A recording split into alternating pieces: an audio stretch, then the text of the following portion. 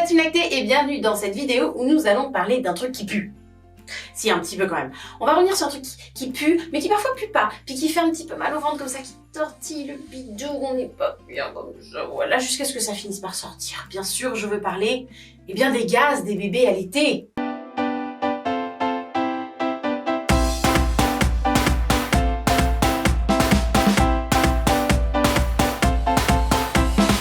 Alors, gaz ou colique, j'aimerais qu'on englobe un peu les deux parce que finalement dans colique, on y met un peu, c'est un peu le mot fourre-tout, hein, dans notre société, les coliques, là c'est un petit peu le mot fourre-tout, on met tout là-dedans, les selles, les proutes, les gaz, dès qu'on a le ventre qui chafouine un peu, on met tout là-dedans.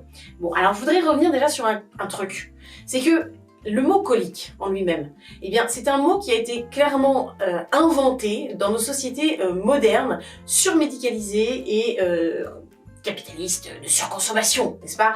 On a besoin de trouver un mot pour tout. Pour tous nos mots, M-A-U-X. Pour tous nos petits mots dans le corps, on a besoin de mettre un vocabulaire dessus. Il faut savoir qu'il y a des cultures où ce phénomène des coliques, de la digestion, des gaz, là, ben, il n'y a pas de terme en fait. On considère que ça fait partie de la maturation complète de l'enfance et c'est normal, ça fait partie de son développement, il n'y a pas à trouver de mots pour ça. Bah ça passera, voilà. Alors on va aider avec des plantes, on va aider avec des choses, mais oui, bon, bah c'est normal, ça passera.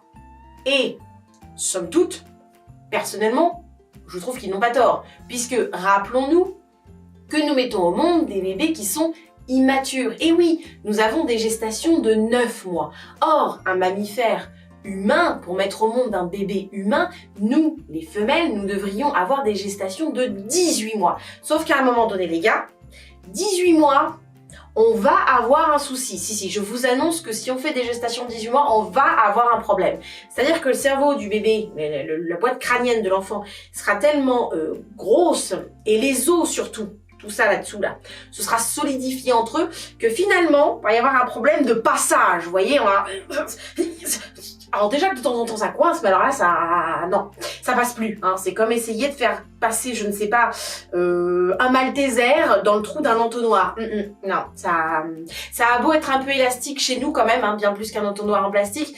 À un moment donné, ça va coincer. Ça va coincer, puis là, ça va être plus que déchiré, je pense. Hein. Donc voilà, du coup, la nature étant bien faite, nous avons des gestations de 9 mois pour pouvoir que... Hop là, vous voyez, voilà, ça passe tout seul, ou presque, pas toujours, mais presque, on va dire. Et effectivement, on peut passer nos bébés. Mais du coup, qui dit que nous avons des gestations plus courtes, dit que nous mettons au monde des bébés qui sont immatures d'un point de vue, de plein de points de vue en fait. Hein. Ils sont immatures d'un point de vue cardiaque, ils sont immatures d'un point de vue pulmonaire, ils sont immatures d'un point de vue digestif, ils sont immatures d'un point de vue cérébral, ils sont immatures d'un point de vue respiratoire, ils sont immatures d'un point de vue taille. Attention, ils sont petits quand même. Enfin bref, on a compris, hein, voilà, on met au monde des petits bébés qui sont immatures sur plein de points et qui vont avoir besoin de mûrir. Non, nous on ne fait pas des girafons ou des poulains qui une fois sortis peuvent galoper dans la savane ou dans la prairie. Non, ça on fait pas, on fait... On n'a pas l'option, voilà, c'est comme ça, on l'a pas. Donc effectivement, eh bien, pendant un certain temps, un certain nombre d'années même, il y a beaucoup de choses qui vont mûrir, comme ça, qui vont maturer, Mais tout ça, ça demande, vous voyez que ça transforme, ça bouge un petit peu à l'intérieur, et forcément, c'est pas toujours hyper agréable. Hein. C'est comme, je ne sais pas...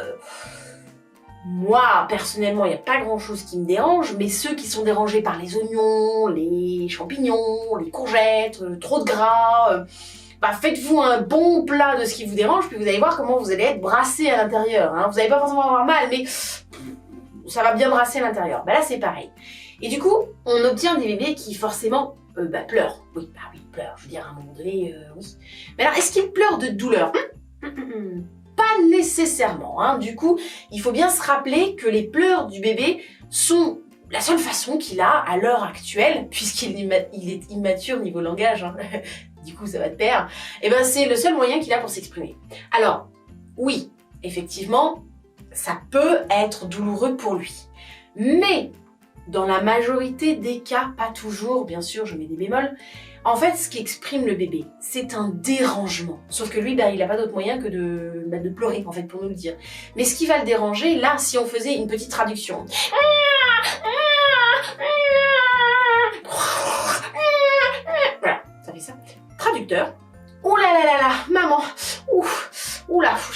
t'as mangé, mais alors j'ai un truc qui ne passe pas, ça ne passe pas, hein, ça ne passe pas. Je sais pas ce que t'as bouffé, mais ça ne passe pas. Ça me brasse. Oh là là, si tu sais, ouf, ah, si tu avais un petit, je sais pas, un petit citrate de bétaïne, quelque chose tout ça.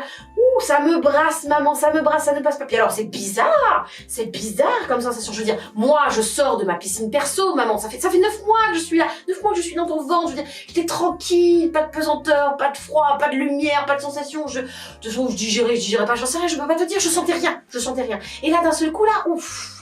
Oh, je sais pas ce que t'as mangé, mais alors ça me brasse, ça. Puis alors je le sens, ça. Il y a des bulles, il y a des trucs qui font comme ça. Je sais pas ce que c'est flippant, hein. C'est flippant. Écoute, maman, écoute mon bide, c'est flippant. Oh, écoute. Tu trouves pas que c'est un peu flippant, non? C'est flippant comme bruit, hein, on est d'accord. Bon, je vais donc te signaler que c'est flippant. Je vais pleurer, d'accord? Je vais pleurer pour te dire que je flippe de ce qui se passe à l'intérieur de mon dedans. Hein. Je n'ai pas mal, maman, mais je flippe là quand même. Si tu pouvais me dire un petit peu ce qui se passe là-dedans, parce que moi, perso, je sors de 9 mois d'hibernation, hein, voire même... j'étais en apnée, hein, voilà, pendant 9 mois, j'étais de peinard, et là d'un coup il se passe plein de trucs. Donc si tu pouvais m'expliquer ce qui se passe, du coup je vais bien pleurer, histoire que tu fasses bien attention à moi, d'accord, on est d'accord, hein, je t'explique, hein, je suis dans le mode traduction, je t'explique, voilà, je vais bien pleurer pour que tu fasses bien attention à moi, puis surtout que tu m'expliques un petit peu ce qui se passe. J'ai pas forcément mal, hein, mais non, sérieux, maman, plus de tartiflette. Hein. Ah, ça passe pas. Ouf. Déjà, c'est mauvais pour toi, ta ligne, ton cul. Hein. Je me permets, hein. Je veux dire, j'ai passé 9 mois à l'intérieur, je me permets. Et en plus, moi, ça me... Oh là là, ça passe pas. Oh non, ça passe pas. Oh là là. Plus de tartiflette. Non, plus de tartiflette. Les oignons, tu peux manger le kilo si tu veux. Alors, la tartiflette, oh, je peux plus. Ça me brasse. Oh là là. Donc voilà, si on pouvait un petit peu traduire les pleurs de nos bébés, ce que ça pourrait donner. En fait, parfois, effectivement, ils vont avoir mal, ça va vraiment les déranger d'un point de vue douleur. Et puis des fois, c'est juste des pleurs pour nous signifier que, en fait, là, je comprends pas ce qui se passe, avant je ressentais pas ça, ça fait tout bizarre dans mon corps, maman j'ai peur, c'est angoissant, j'entends des bruits dans mon corps, même peut-être voilà, parce que ça résonne dans l'air, je suis pas bien, qu'est-ce que c'est? Explique-moi maman. Voilà, les pleurs d'un bébé qui a des coliques, parfois, c'est tout simplement des pleurs pour nous signifier que là, ça ne va pas très fort. Alors bien sûr, en tant que parent, il y a quand même des petites choses qu'on peut faire. On peut déjà vérifier que le ventre reste... Oui, moi j'ai de la brioche, c'est facile. On peut vérifier que le ventre reste souple. Voilà, tant que le ventre est souple et mou, voilà, on peut y aller, on peut masser bébé. C'est bien d'avoir une brioche, je peux vous faire des démos. Tant qu'on peut masser bébé comme ça, il n'y a pas de souci, tout va bien. Par contre, à partir du moment où on vient et on a... comme ça, mais j'ai quand même un peu d'abdos en dessous. On a un ventre qui est tout dur, comme ça. Là, déjà, on peut se dire que effectivement, bébé est un peu gêné. La vache, c'est chaud de parler en contractant les abdos. Moi, ça se voit, ça fait longtemps que j'ai pas fait de sport. Effectivement, voilà. Vous voyez, voilà, appuyez. Si bébé n'a pas le ventre souple, qu'il a le ventre un petit peu dur, on voit qu'on a du mal à appuyer. Et là, déjà, ça peut être un signe que, effectivement, c'est pas juste gênant, je pleure, je suis gênée. Ça peut vraiment être quelque chose d'un petit peu plus complexe. Vraiment, là, je suis peut-être en douleur, en difficulté de quelque chose. Dans ce cas-là, bien sûr, on n'hésite pas à consulter. On peut, bien entendu, faire des massages à notre bébé, histoire de l'aider un petit peu à évacuer. Alors, il y a les massages toujours dans le sens des aiguilles d'une montre. On n'hésite pas à appuyer quand même un petit peu, voilà, sur le ventre, quand même un petit peu, sans faire mal, bien sûr. Il y a le principe de faire du vélo, c'est-à-dire qu'on va remonter les genoux de bébé, comme ça, et puis on va faire des... Alors, on remonte les deux. Moi, je peux pas faire les deux, sinon je me casse la figure. Déjà là, c'est limite, Voilà. Et on remonte comme ça sur le ventre de bébé, et on relâche, et on remonte, et on relâche. Et là, déjà, ça va aussi lui faire un petit peu de bien. Alors, on remonte en faisant le vélo, c'est-à-dire qu'on prend les deux genoux, et on fait un petit rond. Toujours dans les sens des aiguilles d'une montre. Mais voyez, si je me mets de profil, là, j'ai remonté mon genou. Hop là, j'ai remonté mon genou, je vais le faire comme ça. Mais quand je fais mon rond, je viens un petit peu plus appuyer au niveau de mon ventre. Vous voyez, comme ça. Hop là. Et donc ça va permettre des petits massages qui vont permettre à bébé aussi de l'aider un petit peu à digérer. Il y a le vélo. On peut prendre les pieds de bébé. On va dire que ça, c'est mes pieds, puis on lui fait faire le vélo. On peut faire aussi un petit peu le vélo. Voilà, ça peut être des petits massages qui peuvent aider bébé dans son brassouillage au niveau des gaz. Alors, il semblerait, après ma formation aux freins restrictifs buccaux avec Caroline Deville, dont nous avons fait une petite vidéo que je vous remets par là, que les coliques ou les gaz peuvent être un des nombreux signes d'un éventuel frein. Vous voyez, quand même, j'ai mis du superlatif à peu près partout.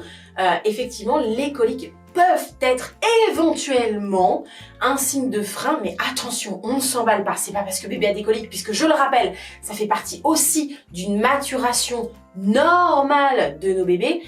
Si jamais on a un doute, eh ben, on consulte. En général, il n'y a pas que ces indices-là, il n'y a pas que ce symptôme tout seul. En général, il y en a d'autres. Mais si jamais on se pose la question, eh bien, faut pas hésiter à consulter. Je veux dire, il y a des professionnels qui sont formés pour ça. N'hésitez pas à les contacter et à les consulter pour savoir ce qu'il en est. Voilà, sur ce, moi je finis cette vidéo complètement essoufflée. Il faut le savoir, ça doit faire 5 ans que j'ai pas fait de sport, les gars. Là, rien que les 3 exercices que je vous ai fait, hein, je suis KO. Donc on va finir la vidéo là-dessus. Et je vais... je vous invite à liker la vidéo, bien sûr, à vous abonner, je sais pas, peut-être que ça me donnera plus d'oxygène, on sait jamais, à lâcher un commentaire si vous avez connu les gaz et les coliques, on sait jamais, et puis à bientôt les gars pour une prochaine vidéo, parce que là c'est sportif hein, comme vidéo, hein. On se rend pas compte hein, quand même, hein. Maman, 5 ans que j'ai pas fait de sport, c'était... Bon allez, je vous fais des bisous, je vous souhaite une belle voie lactée, et puis je vous dis à bientôt pour une prochaine vidéo.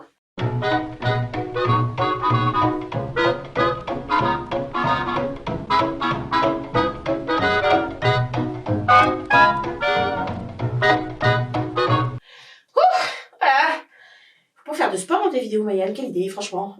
T'es pas habitué. Non, t'es plus habitué, faut pas faire ça. Hein. Oh là là, préserve-toi.